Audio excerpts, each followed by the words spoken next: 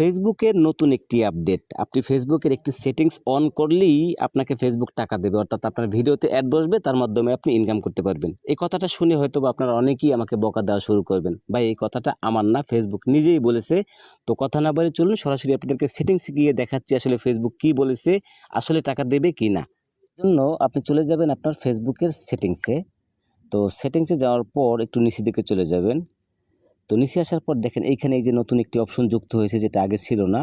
তো এখানে দেখেন লেখা আছে ads in content you create. এখানে যদি আপনি টাচ করেন সেক্ষেত্রে এখানে দেখেন show ads on your videos, এই অপশনটি আপনি অন করে দিবেন। এবং নিচের দিকে দেখেন লেখা আছে when this is on your eligible public video can show ads.